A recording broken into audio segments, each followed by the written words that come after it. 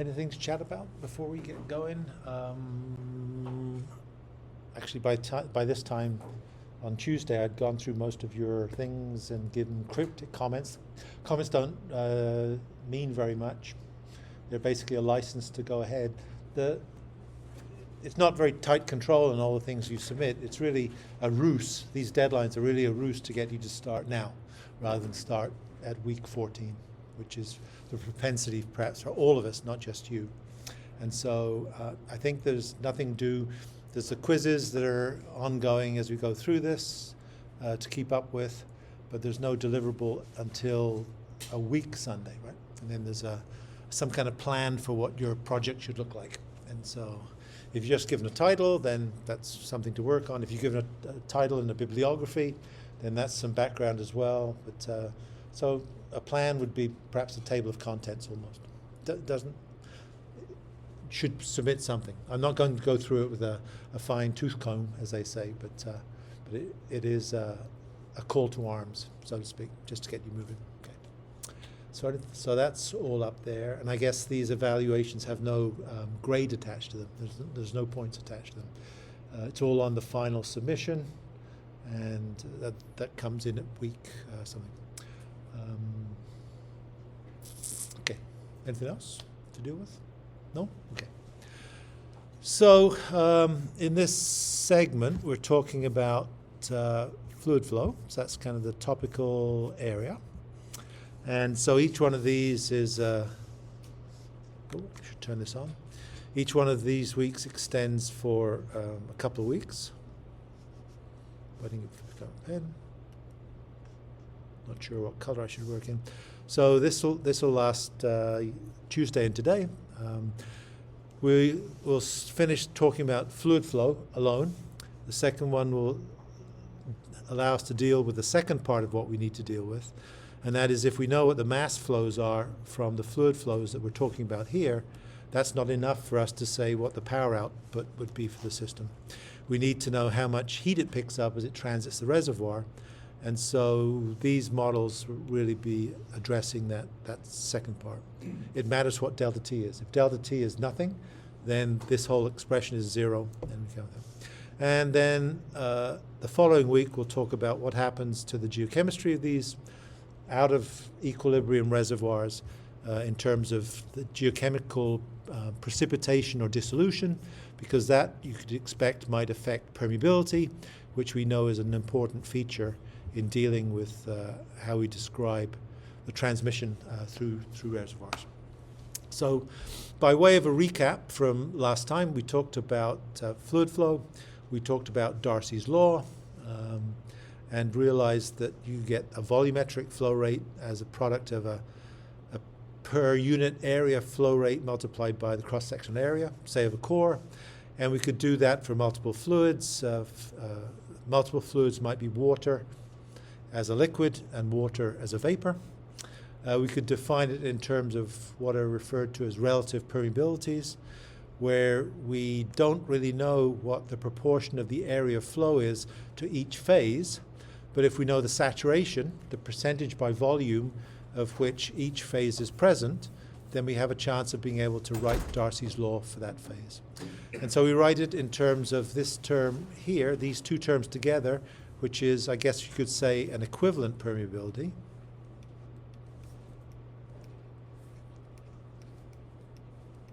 Which is just the product of the actual permeability, which doesn't vary with the fluid, but is only a function of the rock. It's in meters squared, and we said that really it's proportional to the pore diameter squared, the units of permeability. And this relative permeability, which scales between 0 and 1. And so when the full section is filled with that phase, then that relative permeability will approach 1. When the relative permeability of the other fluid will approach 0, that's kind of mapped out on this saturation of either liquid water or vapor, the non-wetting fluid on the top.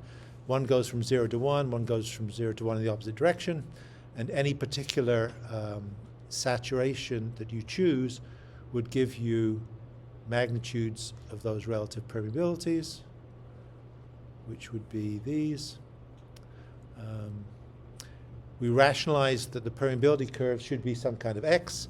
They can't really go through these origins because these zones are where you can't get all the water out of the system or all the steam out of the system, so they're kind of no-go zones. And so to get around that, we can only work between those irreducible saturation nodes, if you like. And so the appropriate curves wouldn't be the ones that go to the extrema, but are the ones that are inside those values. And so if we know what the relative permeability would be for the non-wetting fluid, this would be steam. And the relative permeability for the wetting fluid, this would be water, liquid. Then you can plug it into this and see exactly what those magnitudes come out to be. So we knew how to do that. We talked about the distinction between pressures and heads, the fact that pressure gradients define flow, kind of, but in a swimming pool, the pressure gradient, the pressure increases with depth, so it has a gradient, but a pool is static. And so when we deal with pressures looking at flows vertically, we have to add a term that represents the elevation head. And so we talked about that. We can always link permeabilities in terms of meters squared to hydraulic conductivities, which depend on the fluid that's flowing in them and the temperature which that fluid is going, because it includes the effect of viscosity of that fluid in it, and viscosity varies with temperature and the fluid. And so we can link permeabilities and coefficient of permeability or hydraulic conductivity in terms of velocity, or permeability in terms of meters squared. We noted that when we're using high temperatures, we tend to use permeabilities because that is more convenient for us. We talked about capillary models, where we can define these permeabilities for a bundle of capillaries, all aligned of diameter d to represent the pore diameters, and we can get a permeability as a function of the pore diameter, the porosity, and some factor, which turns out to be quite useful to us, just by background. And I guess the reason that we're talking about that was that we also talked in terms of phase changes. And the fact that we want to deal with multiple fluids is that we might expect that we have different phases present within the system. So the previous week, we talked about, might as well just use the same color. We talked about coming down on a isotherm. We went to 250 degrees centigrade, and we said that if you come down from whatever that pressure is to atmospheric, so it's 1 bar, I think, then if you travel quickly, you'll go directly to this spot. And then if you look at this relationship, which represents 1 bar and constant temperature,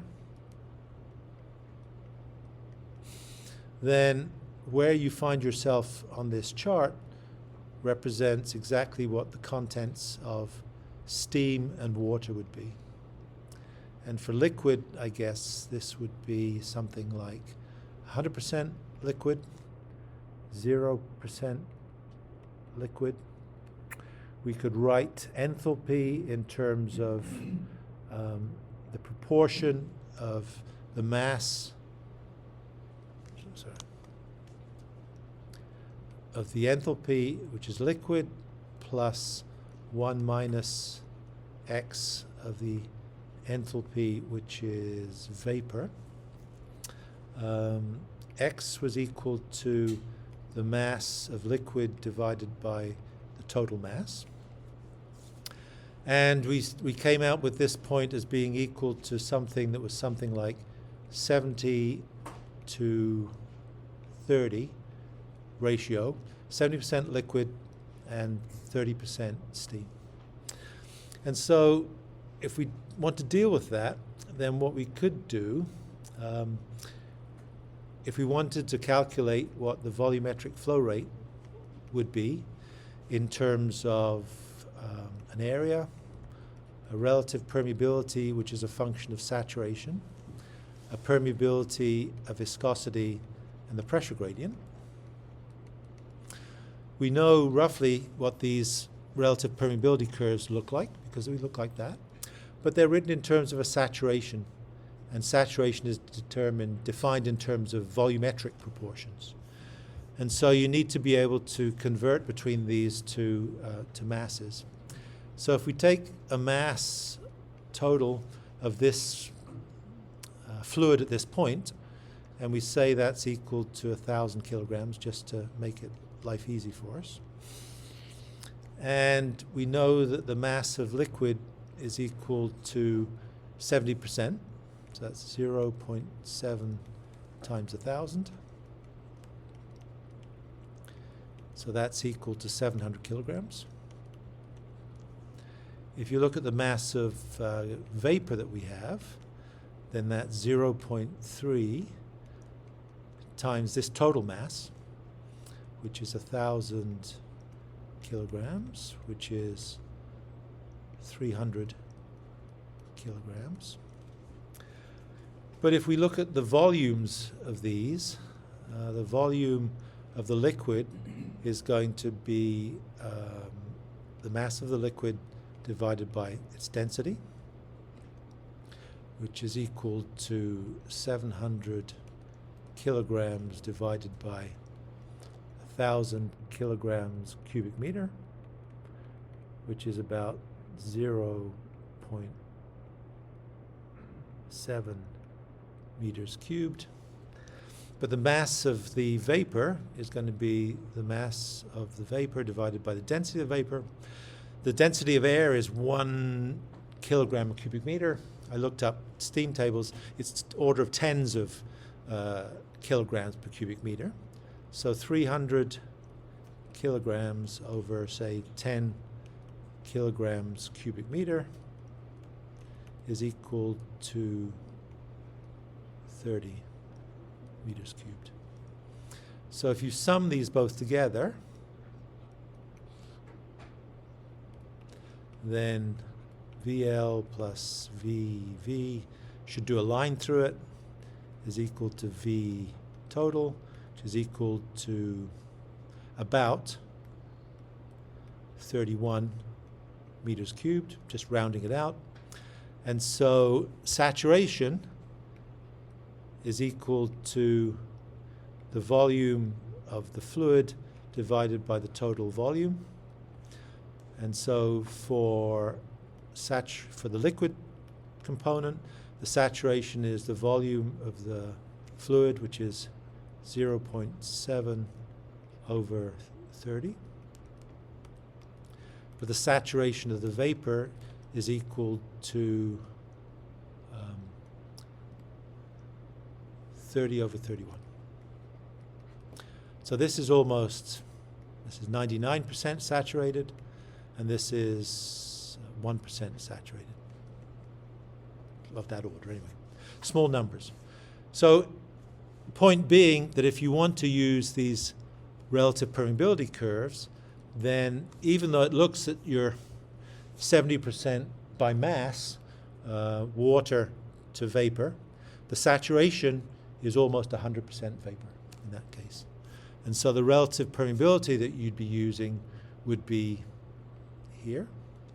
And the relative permeability would be the relative permeability of vapor, which would be 1, bless you, and the relative permeability of water, liquid, I guess they're both water, right, would be approximately 0. So you'd essentially have a single phase system, and you'd be using this relative permeability. The actual permeability of the rock, whatever it is, it's the same for vapor or liquid water, and the pressure gradient that drives across. And the viscosity of vapor, well, viscosity of air, viscosity of liquid water changes the temperature, but at 20 degrees centigrade it's something like 10 to the minus 3 Pascal seconds.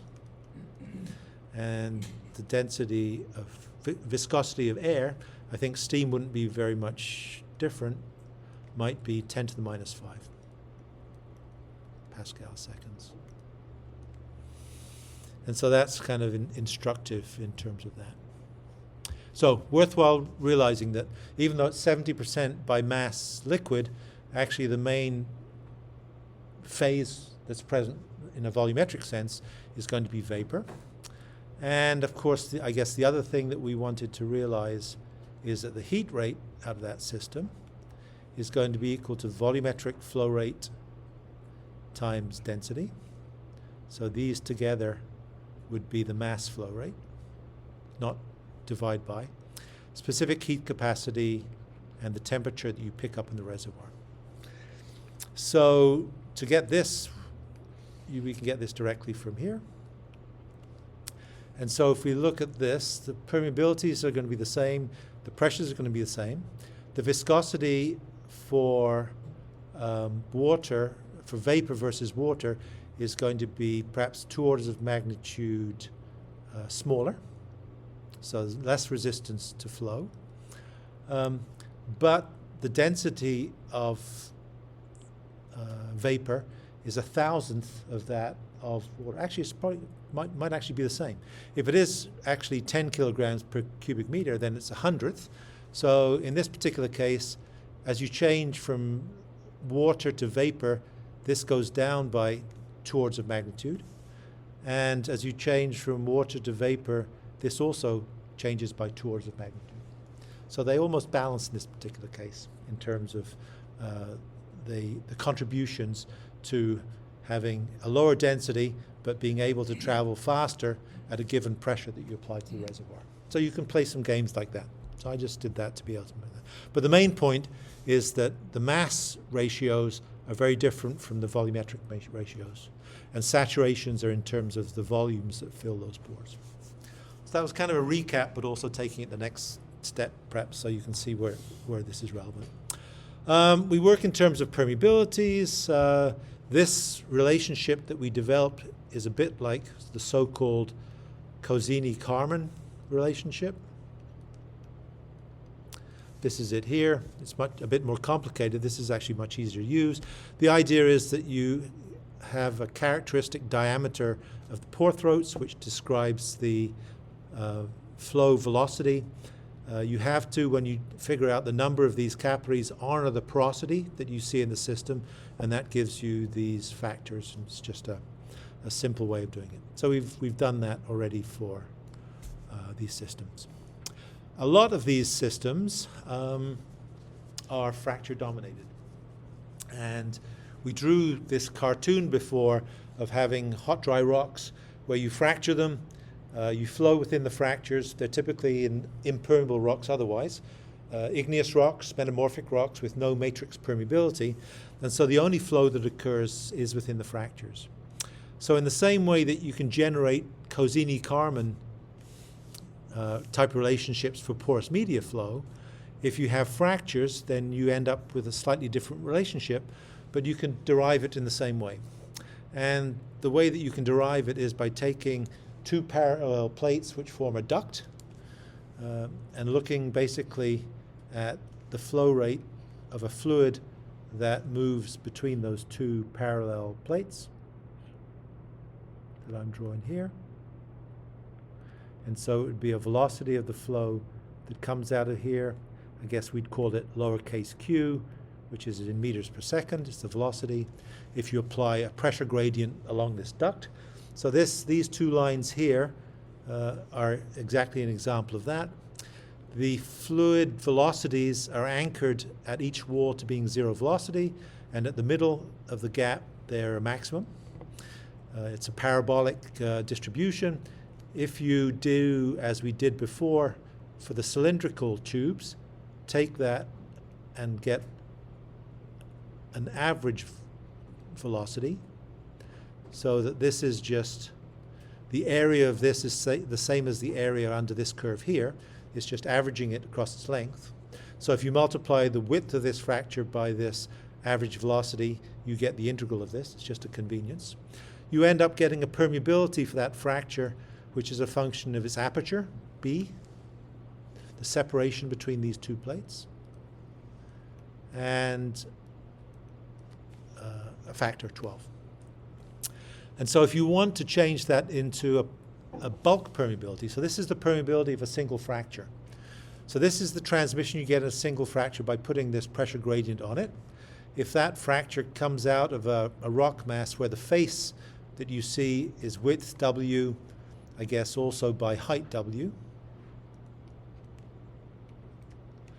and you only imagine having one fracture, so the black fractures, not the red fractures, then you can calculate the volumetric flow rate as being the permeability of this fracture multiplied by its area, and its area is given by the width of the fracture, this width here, and the aperture of the fracture, this. So these two terms here represent the area. So this is the area. So if you like, this equation is being written out as area, sorry, this is permeability, this is 1 over viscosity, and this is dP dx.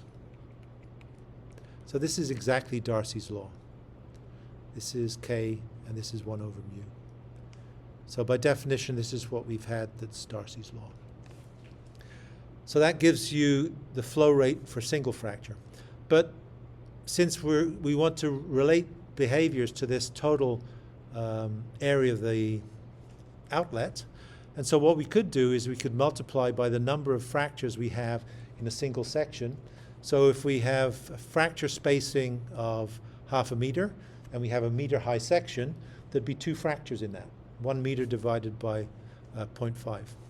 So the number of tubes we'd have is not 1 over s, but W over s, whatever this height is divided by its spacing. If W is 2 meters and the spacing is 0.5, we have 4 fractures, right, definition. And so what we can do is we can multiply this relationship here by the number of fractures. So Q total is equal to Q times W over S.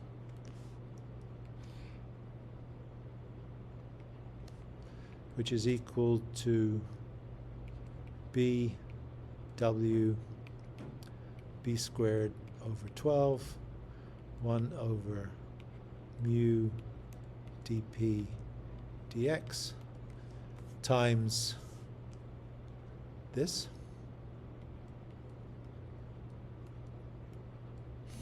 And if we rearrange this and realize that we have these two together, probably making this more complicated than I should, we have W squared B cubed from this and this over 12. I'm going to take this S, 1 over mu and dP dx. And the punchline is, I suppose, that this now is an equivalent permeability. This is the cross-sectional area of flow, this green area here. This is a permeability. This is viscosity and dP dx. So this is just Darcy's law, written not for a single fracture, but for a rock that contains a bunch of fractures, written as a kind of Capri model. So the permeability, the bottom line, is what I skipped over here. The permeability of a fractured rock can be, if you know what the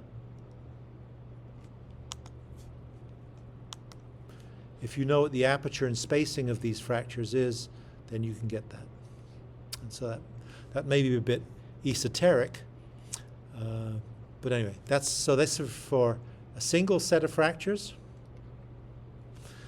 If you have a double set of fractures, so not just in the horizontal plane, but a complementary set vertically, then the permeability, it's parallel flow, so you just add the permeabilities together.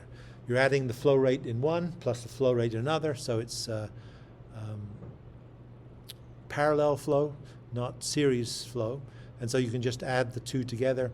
If the spacings are the same, then it ends up being equal to B cubed over 6s, right? 2 over 12, as you'd expect. If you have 3 sets of fractures, I guess that's another question, then you might think then if you had 3 sets of fractures, then the permeability would be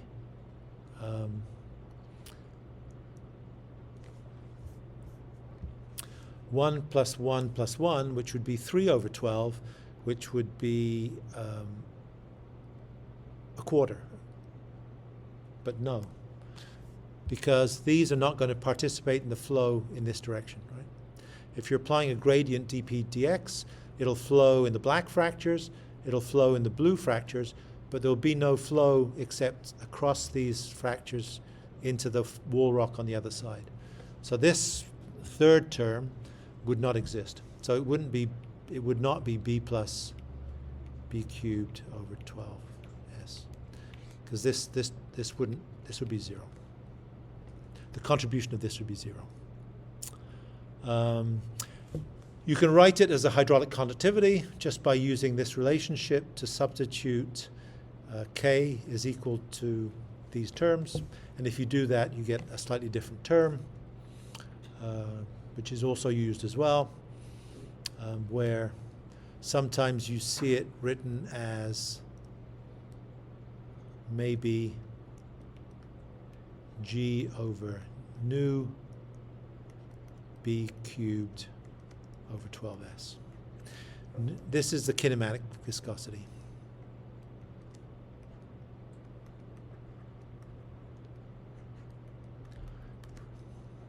And it's just the dynamic viscosity divided by density. That's all. Just a different terminology that's used. Okay? And that, which some of you, at least one of you have seen before, is written another way. So that's maybe useful. Actually, it's not less so than the Capri model for permeability in porous media. So certainly in porous media, you can go in and you can look under a microscope and you can get some idea as to what the diameter of the fractures are. Perhaps that's not so easy in fractured rock. But the other thing you can also do for this is you can write, if you write permeability as equal to b cubed over 12s, then if you measure permeability in the field, and if you know from your borehole logs that the spacing between fractures is whatever, then you can rearrange this to get the fact that the apertures are equal to the permeability times 12 times the spacing cube rooted. And that might seem not very interesting, but it's easy to get spacing from the logs. It's easy to measure permeability by a pump test. The aperture and also the diameter for porous media flows are a scaling factor that relates to the capillary behavior. And we haven't chatted about it in this class, but the entry pressure, if you want to push fluids into a porous medium, you have to apply a capillary pressure, which is the difference between the non-wetting fluid pressure and the wetting fluid pressure. So vapor versus water, and versus saturation of water, 0 to 1. And this curve looks like this. And this number here is the pressure you have to apply to get vapor to start to invade this porous medium. And it's an important number because if you're less than that pressure, you won't get any flow of vapor into the system because it has 0 saturation of vapor. And so this isn't a very easy number to get, but it's typically related to the height rise that you'd get if you put a capillary tube in water. You get a height rise in here which is equal to hc, and that is kind of related to the magnitude of this pressure, because I guess hc would be equal to the capillary pressure divided by the unit weight of the liquid. So this is water, this is nothing here. I guess I there's a gap here. This is a capillary going into water. This is the height rise in the capillary. The height rise is proportional to the capillary pressure, which is the difference between the pressure in the air or vapor on this side and the liquid on the other side. It's like a suspension bridge. There's tension in the water, so the water's in tension. And so to get vapor to invade this, you have to be able to overcome this capillary pressure. Not a very easy number to get, but if you can scale it with either the diameter or the aperture in this system, then you can get it from the magnitude of the permeability. We didn't introduce capillary pressure curves in this case because we're looking really at steady state flow once you get two phases in there, and we don't have to worry about the initial invasion. We skipped over that important feature. So this is for fractures. There's no reason why for fractures, in the same way as for porous media, if you have a fracture that looks like this, in reality, they're not really parallel plates. But if you have top and bottom of a fracture, you might imagine that each of these capillaries is a little tube. And so in the same way, I'm not trying to give you whiplash, in the same way that we could rationalize that the reason we get these curves is because they're just flow within the capillaries. This curve is higher for the non-wetting fluid, the vapor, because the vapor preferentially is able to occupy the largest capillary tubes or the largest pores because of capillary pressure arguments, which we won't go into. And so this relative perm is higher for the vapor than it is for the liquid because it occupies the largest diameter pores first. And so we can make capillary models for these relative permeability, capillary pressure versus saturation curves, the thing I just drew here. And we can do that equally well for rocks as well as it would be. It's just that the capillaries, instead of being dispersed throughout a block, all stacked up like matchsticks on top of each other, hollow matchsticks or straws, I guess, on top of each other. They're just restricted to the contours of the fracture. And so we'd expect the same behavior here, that the relative permeability of the vapor would be higher than the maximum relative permeability to the water in the system. And this is the magnitude of the entry pressure. So if H sub C is equal to PC over gamma W, then you can convert this height into a capillary pressure and back. And we can get this aperture from measuring the permeability, as I mentioned earlier. Okay, so that's probably more than you need about permeability. If we go back to talk about typical magnitudes of permeability, this comes from Fries and Cherry, a textbook on groundwater hydrology. It's divided into permeability magnitudes.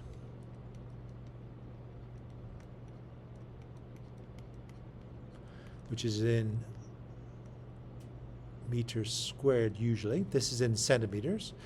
I guess 1 meter squared would be equal to 10 to the 2 centimeters, all squared, which equals 10 to the 4. So these are permeabilities, units of length squared. These are both hydraulic conductivities, uppercase K, lowercase k, hydraulic conductivities, sometimes called correctly coefficients of permeability.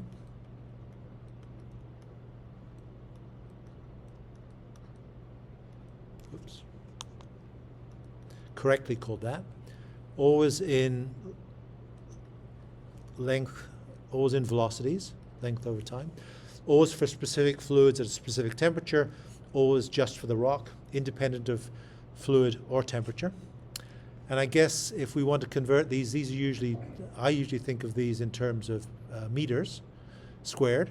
And so I guess 10 to the minus 16 meters squared would be, centimeters squared would be 10 to the minus 20 meters squared. So this would be 20, this would be 19, this would be 18. So this would be a micro-Darcy, just terminology. A Darcy is a unit of permeability. It's equal to 10 to the minus 12 meters squared. So a millidarcy is equal to 10 to the minus 15. And a microdarcy is 10 to the minus 3 darcies. This is 10 to the minus 6 darcies. Minus 18. And a nanodarcy for shales has become in vogue, which is 10 to the minus 21. So that would be, this would be a nanodarcy. This is a microdarcy. So this is 18, 17, 16, 15. This would be a millidarcy. And 1, 2, 3, this would be a darcy. Named for Henri Darcy, even though his measurements were in terms of hydraulic conductivities. So that just gives you an orientation of what these are. It divides them between solid rocks and unconsolidated soils. We're typically dealing with rocks for geothermal reservoirs, but I guess we'd be dealing with soils for heat pumps, where you put tubing in the soil to pick up heat from the shallow subsurface. Although typically in those we're not interested in permeabilities because it's a closed loop system. Water flows within a tube, doesn't contact the soil, but just covers heat from it. But certainly for hydrothermal reservoirs and EGS reservoirs, we're pumping water through the rock. That's why we've been talking about it. And so we'd be interested in these values. So we made the point before that, and actually it's shown here. So maybe, I think it's here. We've looked at this figure before on a different slide, and I've made the point that we're talking about being in the thin skin on top of the crust. So maybe the deepest drill holes go down to 10 kilometers. That's a very deep drill hole. The Marcellus Shale in Pennsylvania is at something like 3 kilometers depth. And so we're dealing in this range. And so crustal permeabilities typically would be of the order of, perhaps here. I always say microdarcy. So this is a microdarcy. This is 10 to the minus 18. And I think I said in another class, and I believe it, that to get to being a viable reservoir, you need to elevate permeabilities to millidarcy scale. And so you need to take them from whatever magnitude they are and get them to here. So if they are at 10 kilometers depth, they're this. You need to be able to get them to be ordered this. We haven't proved this yet. Perhaps we'll do that at the end of this class. But we haven't said any reason why this is. The actual reason is because we need volumetric flow rates to be 100 liters a second, or 100 kilograms a second of water, to be able to get 5 megawatts of electricity out of a well. So it's based on the payoff for a $10 million well for these depths. So these are the distributions of permeability. We want to have permeabilities in this range. If we take that on trust, then we have to do something to raise it. And so we'll talk about that all in due course. So that. What else did I want to talk about? So we need to be in this range. This range is even better, of course. And so you see some materials that would fall into this. Shales, yeah, shales have nanodarcies before you frack them and take the gas out of them. And so this is very generic in terms of ranges of things. But if we think that we're in this range, then we have to move ourselves across this somehow.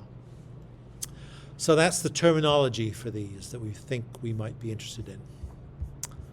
What else? So the backup stuff is here. I guess the other thing that, since we know that we can describe the permeability of fractured media as being, bless you, b cubed over 12s. We also know that the geometry of this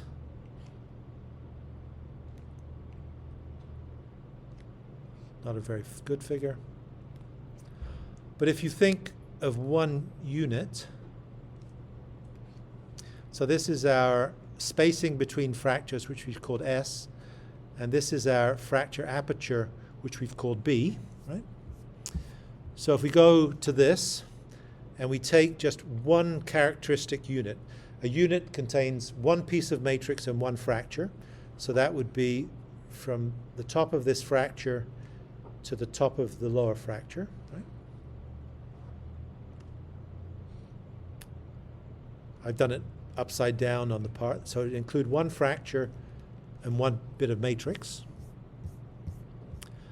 And then we know that since apertures typically might be millimeter size, spacing might be meter size, so they're vastly different. So we know that typically B is much smaller than S. Then we can write porosity as equal the volume of voids divided by the volume of solids. And so the volume of voids for us is just B times, we called it W before. The W's are going to cancel out. And the volumes of solid will be S times W.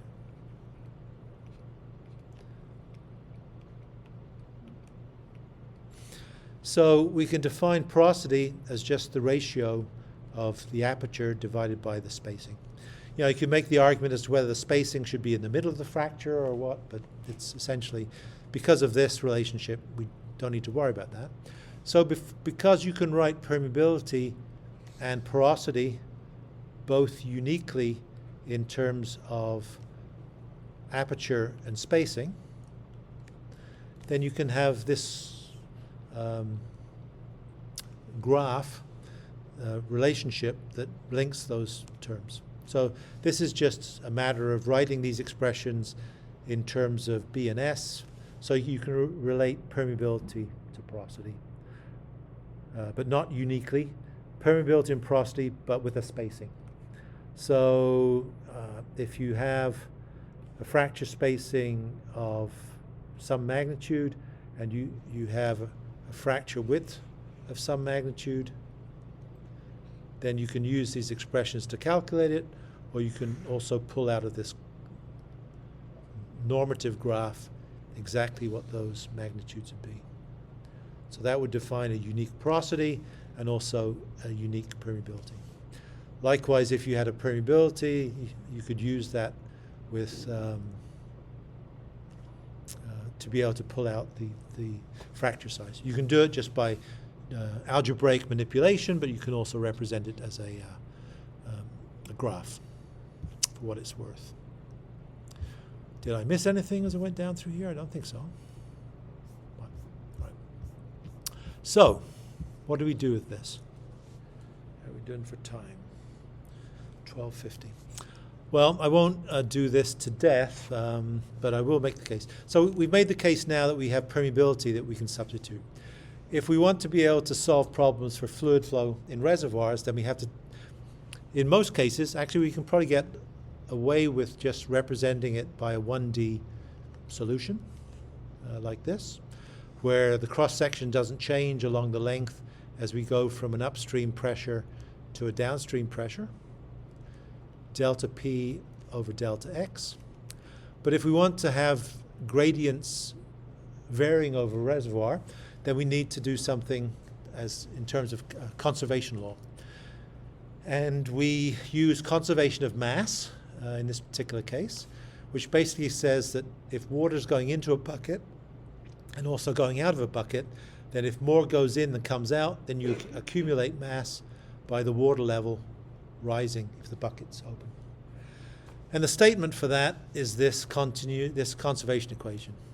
So density flux. So Qx is in meters per second. It's a velocity. This is the mass rate. Density times velocity gives you a mass rate per unit mass, I think. We can look at the units later. So this is the mass rate in, and it has to balance with the accumulation. I added this morning. This has to be the volume of fluid, not the total volume, divided by the total volume. And so this is a relative volume. So the volume of fluid is going to be equal to the porosity times the volume of the pores. This is the void volume and the saturation. If we assume saturation is equal to 1, then we can just substitute the porosity and the volume in here. This total volume, now this is the total volume. So if this is the total volume, then it cancels out. So this second term just becomes d dt density times porosity times saturation. And if we assume the saturation is equal to 1, then we get rid of that term. What we can look at are the units. So if the units are this, then we know the units are kilograms per meter cubed, density, meter per second for this, and the derivative is 1 over meters. So the units of this are going to be in kilograms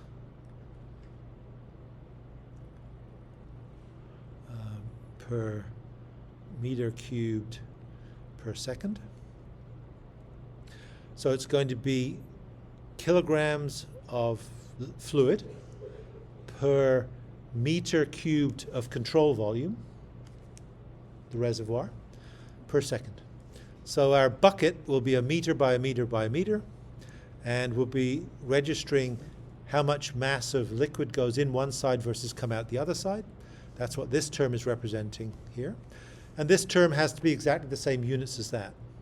So this is a kilogram, it looks messy, a kilogram of liquid accumulated per meter of reservoir per unit time.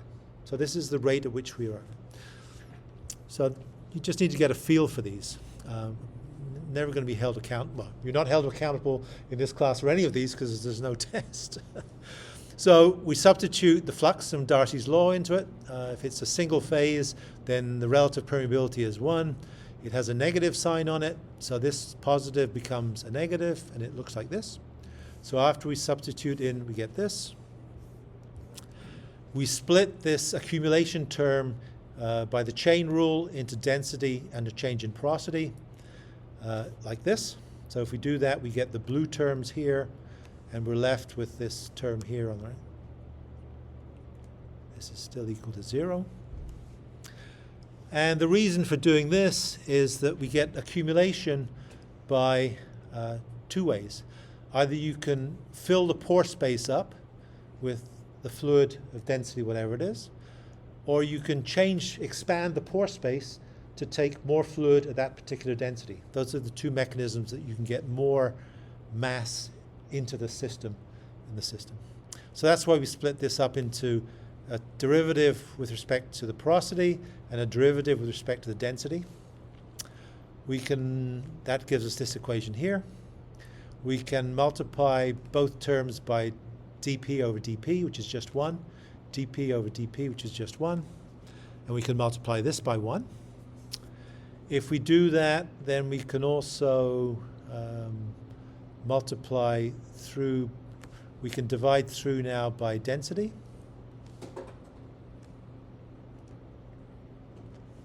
And density, which is this equation now. So this drops out. I know I'm not doing this in real time, and it's awful jumbled. And we can gather terms.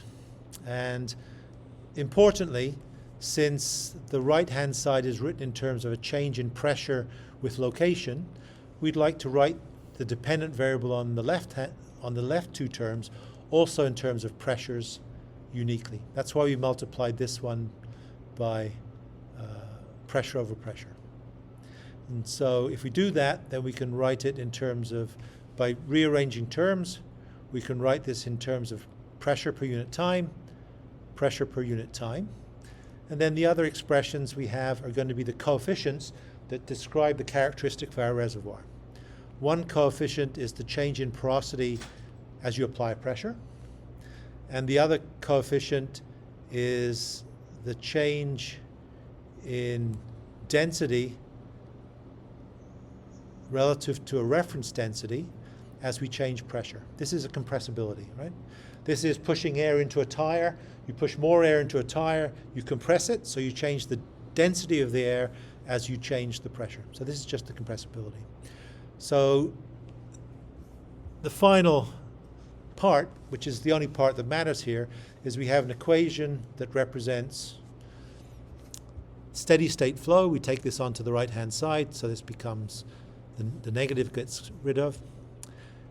So this is our steady state flow term, and the accumulation terms are the accumulation term that results from pumping fluid into the reservoir, which expands.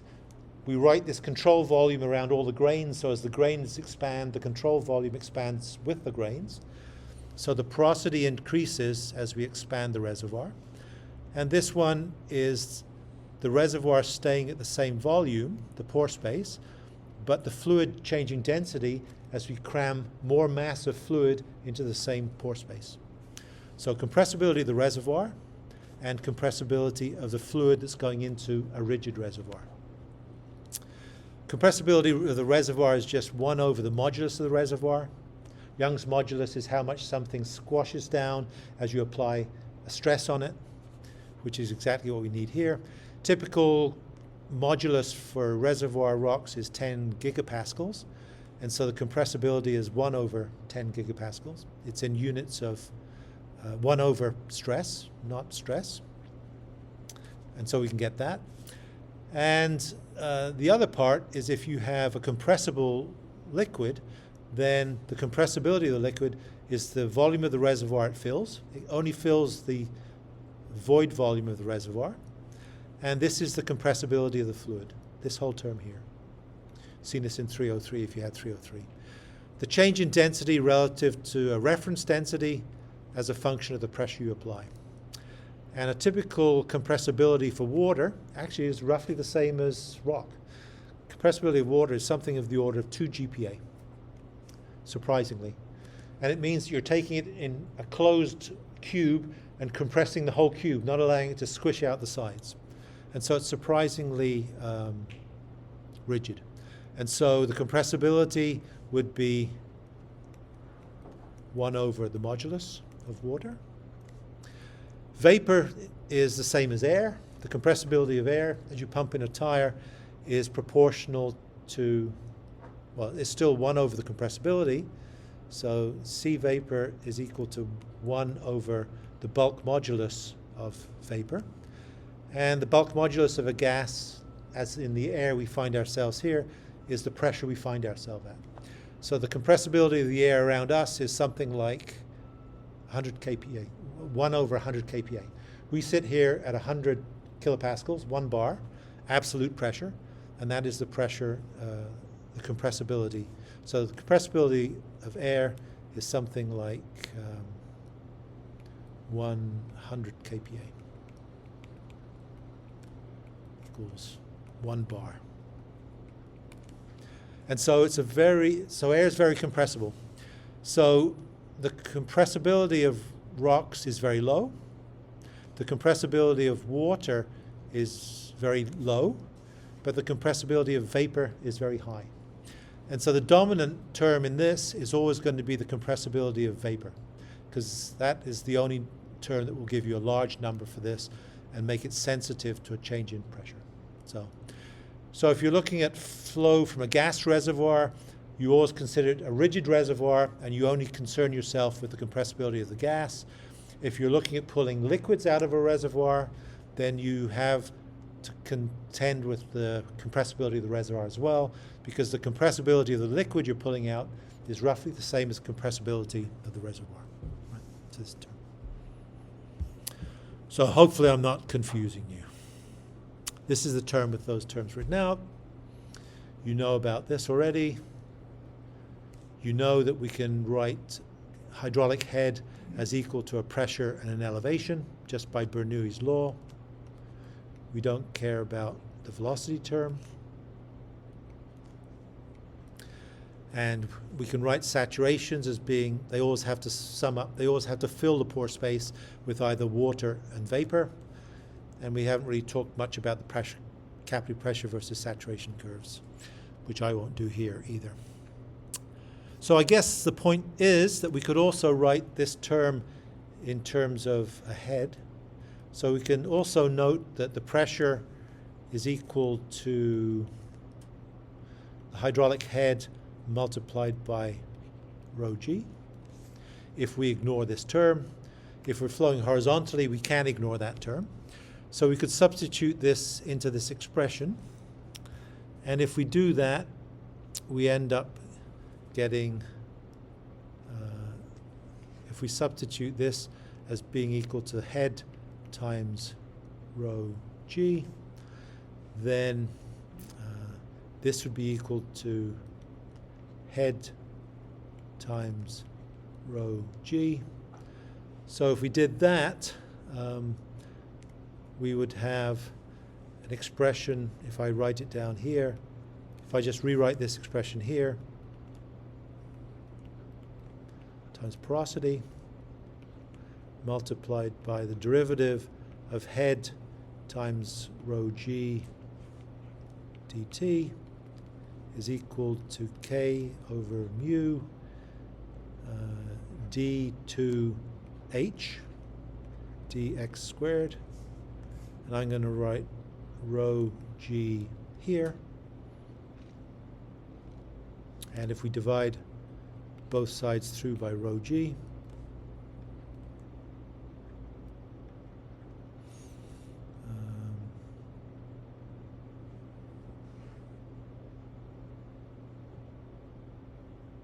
which we can, then I can just make the substitution in here for k over mu is equal to k over rho g. And so we can write this equation as dh dt cm plus cfn is equal to k d2h dx squared rho g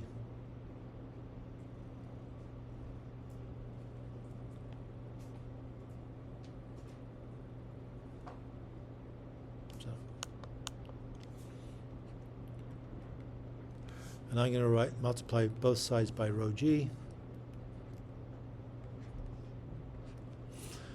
And the groundwater flow equation, if any of you have seen it in class, is, I know for Rhea for sure, there's an equivalence.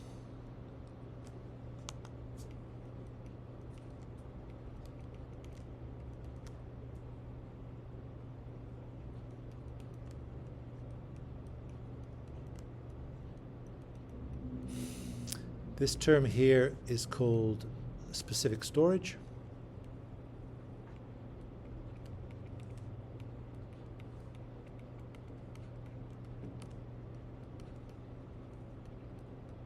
So there's a commonality between these, between the different disciplines, different conventions for different places, but they're identical. So the top one is for petroleum engineers and geothermal engineers, written in terms of permeability, of viscosity, which changes with temperature and pressure, and the terms that represent accumulation, either in a deforming aquifer or in a rigid aquifer with a deforming fluid. And for hydrology, this is hydraulic conductivity, this is hydraulic head,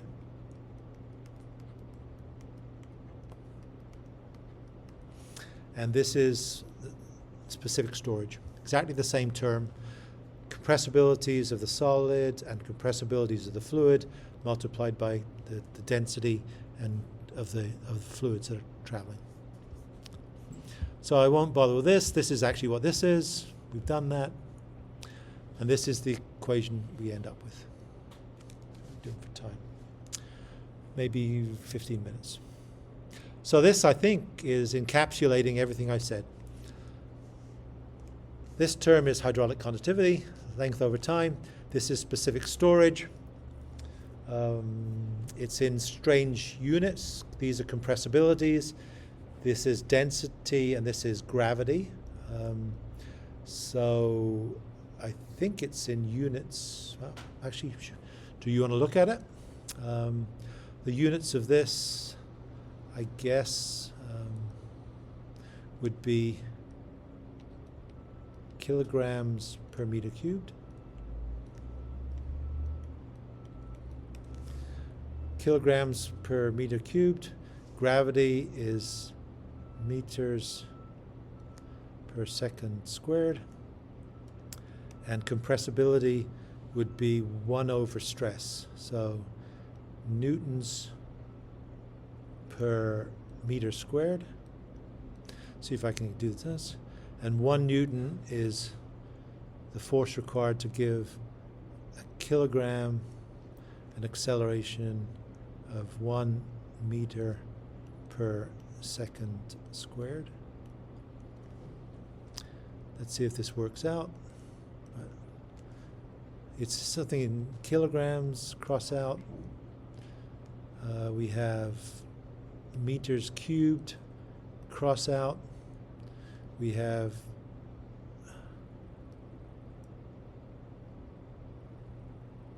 seconds, cross out, okay. And we're left with 1 over meters. And you could think of it as the volume of fluid left within the reservoir per unit volume of the reservoir for change in hydraulic head of 1 meter. That's the definition of specific storage. Seems to be a strange unit, but it represents how much fluid in a meter by a meter of reservoir will accumulate in meters cubed for a unit change in head within the region. As the head goes up, then the pressure will increase and it will squeeze more fluid in, and also the reservoir will dilate to allow even more fluid, which is why this term is additive in this particular case. And we have numbers for these: compressibility of the solid and compressibility of the fluid here. This is doing exactly in longhand what I just did to move between the two expressions, one defined in heads, one defined in terms of pressures. They're equivalent. And we know that if we sit on the relative perm curve, then we need to be able to figure out exactly what our saturation is. We've already said that our saturation is defined in terms of volumetric ratios, not mass ratios, which is what this X value was, right? X was equal to the mass of liquid over the mass total. So if we're looking on phase diagrams, we have to convert from a mass basis to a volume basis to do this. And so this is the final part, the coup de grace. And so we won't use this so much, the fact that we have these expressions. But if we do look at the steady state where things aren't changing with time, so there's no change in pressure with time, if you look at your reservoir now, 10 years later, the pressure distribution will be exactly the same. It won't change. That's what this is saying. So this term here is equal to 0. It turns out that this second order PDE can be represented by a network of flow lines and equipotentials, equal potential not in pressure but in head, that flows across here. So this head here is equal to maybe 1 meter. This head here is equal to 0 meters. Then between this and this, it's changing linearly. So each one of these, anywhere along this line, the head is the same value. Conversely, the flow occurs orthogonal to those pressure contours. And so the flow rates will occur in flow lines between them. And these flow lines identify stream tubes, in which case there'll be a certain amount of volumetric flow occurring across this boundary. It turns out that if you want to calculate the total flow that occurs across this system, you can draw a flow net that satisfies two conditions.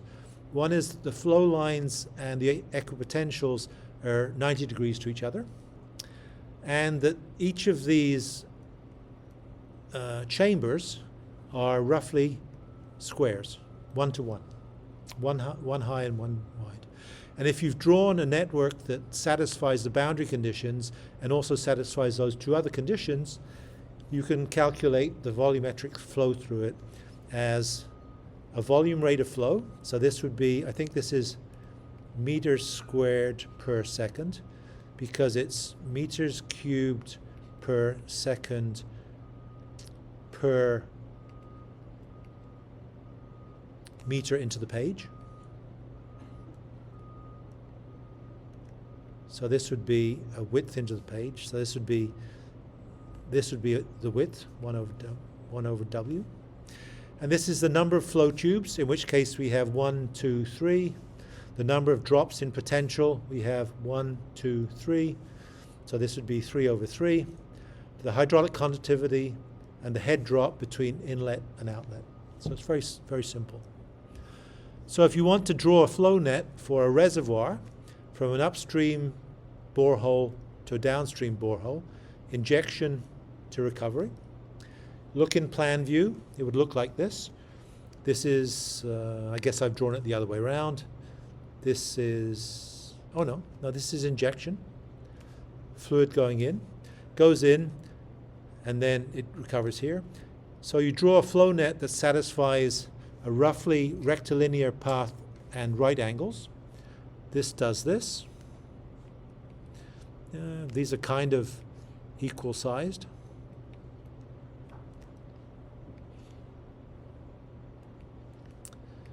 This flow line here goes to this point.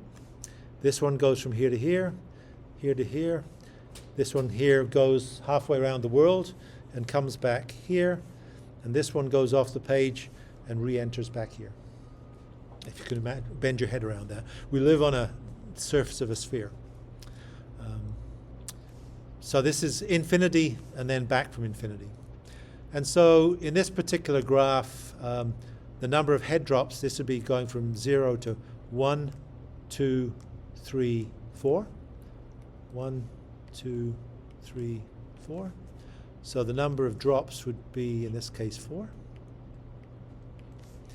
The number of stream tubes would be stream tube 1, 2, 3, 4, 5, 6, 7, and 8. Right? These would go off to the other side. So number of flow tubes would be 8. Permeability, whatever it is, viscosity, whatever it is, and the pressure gradient. Pressure head between injection and recovery. And I suppose if you drew what this would look like, if you drew the pressure here versus the pressure at this point here, it would look something like, it wouldn't be linear, but it would actually be like this. So the pressure is depressed in the well you're pumping out of, the pressure is elevated in the well you're pushing into. It's not going to be linear because it's not a core that's parallel flow between here, there's divergent flow. So it has some curvature to it. But this allows for that in this calculation. And so if you wanted to, you can calculate from this little doodad magnitudes of what this is. Is it 7 rather than 8 stream tubes? 1, 2, 3, 4, 5, 6, 7. I think it's 8. Yeah. So this is 8. And so if you do that, you can calculate for this.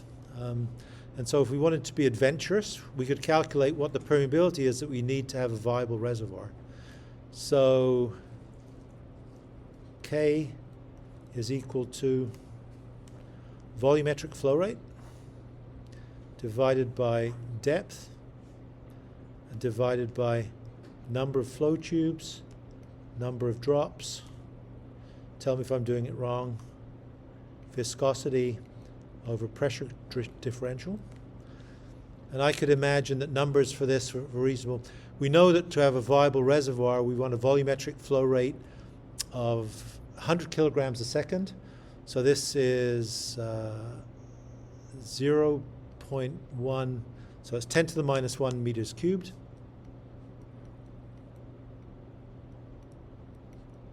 Right? This is 100 kilograms or 100 liters a second, 1,000 liters in a cubic meter. Number of flow tubes is 8. Number of drops is 4. Viscosity, if it's water at 20 degrees centigrade is 10 to the minus 3 Pascal seconds. It's going to be warmer than that. Pressure gradient, I could imagine you might have 10 megapascals. So 10 megapascals would be 10 to the 7 pascals. So, and the depth of the reservoir, I don't know, you could imagine it being 100 meters, 10 meters, 100 meters. So this would be 10 to the 2. So if I try and work that out, so this is Q is 10 to the minus 1. NF over ND is 2. This is 10 to the minus 2. This is 10 to the minus 7.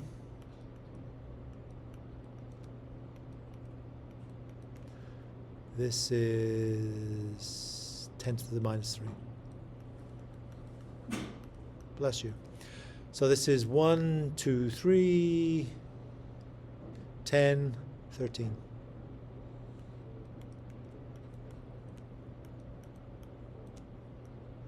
I won't check the dimensions, they should be meters squared. So this is a permeability. And we said that to have a viable reservoir, we need something like a millidarcy. This is larger by 2 orders of magnitude. So, rough number. So yeah, and so this the number we had was to get in 100 kilograms a second out of the system was to get enough power at 100 degrees centigrade to be able to generate, pay off the well. So that's it. So that kind of goes full circle. So far we've talked about how to be able to calculate how fluids flow through systems, how to define exactly what that behavior is if you have more than one fluid, how to, from a phase diagram, figure out from the mass fractions of those fluids, calculate exactly what the volumetric fractions would be that would say, that's the end of class, my alarm. And then from that to be able to use that usefully to be able to define exactly flows within a reservoir. In this case, to be able to calculate from a given flow rate what minimum permeability you need, or in converse, if you have a permeability, what flow rate you'd expect to get out of your actual reservoir. And to do that for geometry, which is representative of a doublet for an inlet and an outlet. So this allows us to calculate exactly what the power is if we have a known flow rate coming out of the reservoir at a given fluid which has a given specific heat capacity. But what we haven't dealt with yet is how to ensure that it goes in at some temperature and comes out much hotter.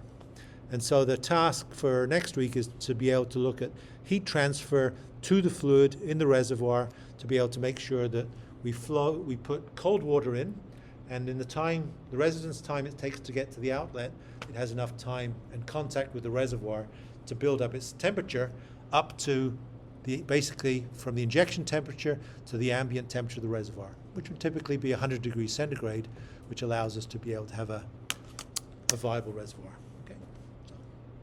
So there you go. That's all I got for now. Questions?